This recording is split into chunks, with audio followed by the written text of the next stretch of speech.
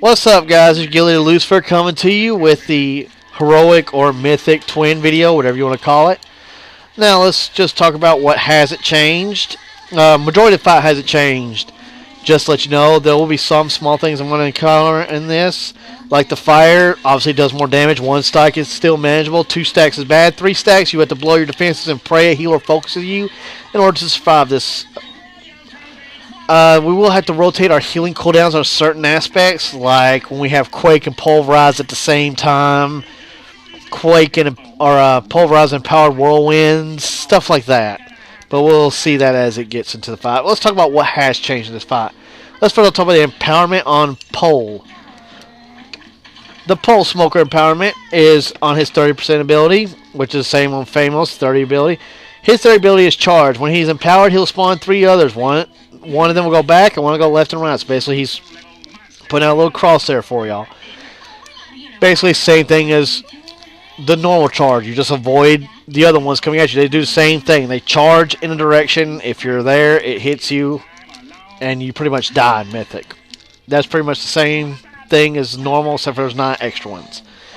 Now, to Famous. Famous has actually something that we actually talked about last night, which I say I hate you for this, Dre, but when he has empowerment, his Whirlwind sucks you in. This can be taxing at times, like when he does Whirlwind while Quake is still going and shit like that. We'll have to be aware of that.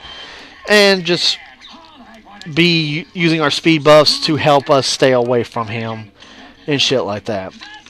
Now, the only new ability in here is Arcane Volatility. It is a debuff. It will occur 3 players at a time.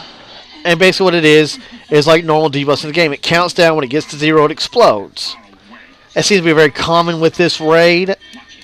So, obviously, it should be common to expect this. It has an 8-yard radius. The only time this comes into change is like when Enfeebling Roar is coming out. Now, when Enfeebling Roar is coming out, everybody needs to go to melee range now.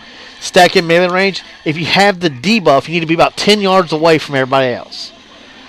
Obviously, 10 yards is close enough that when the Enfeebling Roar happens, you'll still take the hit from it, but you're far enough away that when you explode, you won't kill half the fucking group.